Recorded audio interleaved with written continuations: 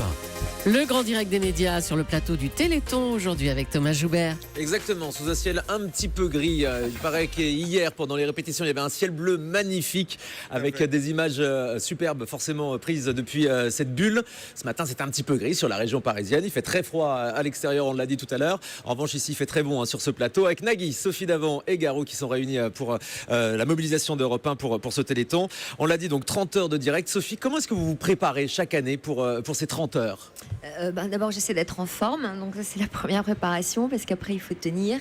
Et puis bon, c'est une préparation permanente, on se tient au courant. Et moi, ça fait quand même quelques années depuis 1997. C'est la 20e édition là cette année pour vous. Que j'anime cette émission. Donc sur le plan médical, je commence à, j'ai pas la prétention d'être aussi balèze que les chercheurs, mais je commence à maîtriser un petit peu. Et puis, on se tient au courant, on est en lien avec les familles, avec certains malades. Juste vous dire quelque chose qui m'a profondément émue hier soir. J'ai reçu un SMS de Jeanne, qu'on retrouvera à plusieurs reprises au cours du Téléthon. Peut-être que Nagui l'a reçu aussi. La nouvelle incroyable. Incroyable. On est là pour fêter les 30 ans du Téléthon. Jeanne, je l'ai connue à 8 ans. À l'époque, elle me disait qu'elle aimerait bien qu'un jour on appelle les chercheurs les trouveurs. Aujourd'hui, elle a 20 ans. C'est bien. Ça fait 20 ans qu'elle attend un diagnostic sur sa maladie. Donc là, elle m'a annoncé dans son SMS. Il faut juste expliquer qu'ils ne pouvaient pas, et je pense à Jean-Pierre et Isabelle, ses parents aussi, mettre un nom sur cette maladie, qu'elle appelait le monstre, qu'elle surnommait. Comme ça une maladie rare, c'est ça, dont on ne connaissait pas l'existence. Comme ça arrive à des milliers et des milliers d'enfants, parce que grâce au Téléthon et à la carte des génomes, aujourd'hui, on a trouvé des gènes responsables des maladies, mais il y a encore plein de maladies ignorées. L'argent des Français sert à ça aussi.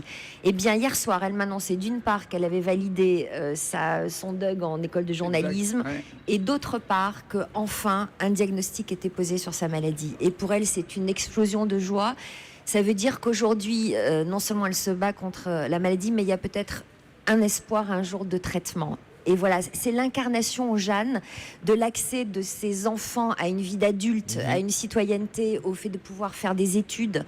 Donc c'est à une sorte de liberté et d'autonomie. On se bat pour ça aussi, mais c'est aussi l'espoir de traitement et de recherche. Il y a beaucoup d'espoir aussi dans cette émission. Ça veut dire, ça montre, Sophie Davant, Nagui et je pense aussi Garou, que votre engagement il va au-delà de l'émission de télévision et de cette mobilisation pendant les 30 heures. C'est-à-dire que vous êtes au contact des chercheurs, des malades, tout au long de l'année.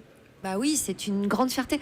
En fait, nous, on fait ça, on est fiers d'abord d'animer cette émission, puis c'est au-delà d'une émission de télévision. D'abord, c'est un événement qui crée du lien social de manière incroyable. Et dans toute la France, les gens se notamment en réunissent, région, se mobilisent, font des choses ensemble et ont l'impression d'être utiles. C'est pas une impression, ils le sont. Et puis, c'est au-delà d'une émission de télévision parce qu'on est les derniers maillons d'une chaîne et on a l'impression aussi de participer à une révolution médicale. Petite parenthèse, puisque vous dites dans toute la France, ce 30e Téléthon, il va y avoir 100 villes. Et il y a une carte qui va incarner ces 100 villes et les représenter, une carte de lumière. Les 100 villes ont été dessinées sur la carte de France pour former un 36-37. C'est génial. Les 100 villes ont des défis à compléter, entre guillemets, à réaliser pour que ces lumières s'allument. Et toutes les régions sont concernées dans ces 100 villes. Et le 36-37 va s'illuminer au fur et à mesure. Et alors, il y a des villes qui sont, et que l'on salue et que l'on remercie, qui sont des villes ambassadrices de ce 36-37. Il y a Noyal-sur-Vilaine, il y a Nevers, il y a Montauban et Palavas-les-Flots. Les 4 vont chacune incarner quatre villes ambassadrices. Voilà, 4 villes ambassadrices. Et ces 100 villes vont s'illuminer au fur et à mesure pour montrer que tout le monde... Villages, Voilà, des villes ou des villages. Et puis alors, et donc défis... le 36-37 va se dessiner sur la carte de France. Il faut qu'on y arrive. Ça représente à peu près, si vous dessinez au GPS cette distance, 5000 km qui seront réalisés aussi par des muscles à vélo. Et puis, puisqu'on parle d'enfants et de malades, et je donnerai la parole à Garou ensuite, saluons quand même les 4 enfants ambassadeurs de cette année qui sont Elena, Léo, Mandine et Mathieu.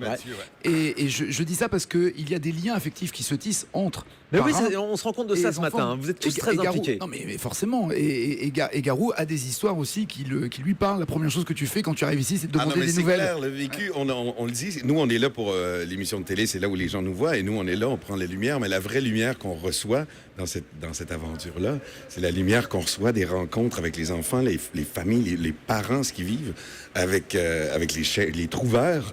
C'est ça, ce ne sont plus des chercheurs, ce sont des trouveurs. Il faut dire quand même que Garou ne s'arrête pas aux lumières de la télé, comme il dit, puisqu'il a accepté aussi d'être parrain d'un bras armé de l'AFM très du important. nouveau bras armé en 2015 qui est s'appelle iMotion. Et iMotion, c'est beaucoup de thérapies géniques qui sont là constamment et beaucoup d'enfants qui passent de partout. Et je veux préciser aussi qu'il y a 200 pays dans lesquels ça va être diffusé aussi, le Téléthon. Donc, il y a un rayonnement de... C'est un centre où les enfants viennent prendre un médicament, participer à un essai. Ça, c'est la révolution médicale. C'est-à-dire qu'il y a 30 ans, on ne connaissait pas ces maladies. Aujourd'hui, il y a quelques enfants qui reçoivent un médicament. Et Garou est le parrain de ce centre-là. Alors, quelques enfants, il en reste tellement pour lequel rien n'est possible encore aujourd'hui. Et c'est pour ça qu'il ne faut pas que l'élan s'arrête là. Les gens comprennent que les coûts des médicaments sont énormes. Et le coût des essais aussi. Et le coût des essais. Ouais. Et il faut vraiment aller jusqu'au... Il ne faut pas s'arrêter là parce qu'ils ont peur chaque fois. On rencontre ces gens-là, les chercheurs, ils ont peur que le Téléthon baisse. Il ne faut pas que ça baisse. Oui, c'est le nerf de la guerre. Ils ont besoin de ça, de créer ces bras armés-là. Hier, j'étais au centre de Miami. Et ça, c'est un bras armé qui existe depuis 20 ans. Et parfois, certains se demandent comment utiliser l'argent. Là, on a des exemples très concrets. C'est-à-dire que sur le compteur d'une année, il y a environ 200 programmes de recherche qui dépendent du chiffre qui sera affiché sur le compteur. Donc, si les Français ne répondent pas présents, ces chercheurs ne pourront pas travailler et vont enlever l'espoir aux enfants qui attendent. L'année dernière, il y avait eu 93 millions d'euros récoltés. Et un détail qui est quand même important aussi, parce que je comprends aussi que dans certaines périodes de nos vies, on pense à soi, à sa famille, à son entourage, en se disant c'est la crise, on a des problèmes, que faire de cet argent. Sachez simplement qu'on parle de maladies rares, on parle des fois d'un cas sur 1 million, c'est vraiment rare au sens propre du terme, mais toutes ces recherches ont des utilités dans la vie de tous les jours pour toutes les maladies, que ce soit le cancer, que ce soit la vue, que ce soit les maladies qui sont les maladies de la peau, qui concernent ça regroupe énormément de domaines. Et qui ne sont plus des maladies rares. Et on peut dire aussi que tous les dons sont les bienvenus, même 1 euro, 2 euros, chacun à son échelle peut donner effectivement pour le Téléthon. On se retrouve dans un instant sur Europe 1 avec nos invités, Garou, Sophie Davant et Nagui. On va vous faire également découvrir tout à l'heure les coulisses à partir de 10h. On ira se balader sur ce plateau magnifique sous cette bulle et on attend également vos appels au 3921, le soir d'Europe 1. Dites-nous comment vous, à votre manière, vous vous mobilisez chaque année pour le Téléthon. À tout de suite sur Europe 1.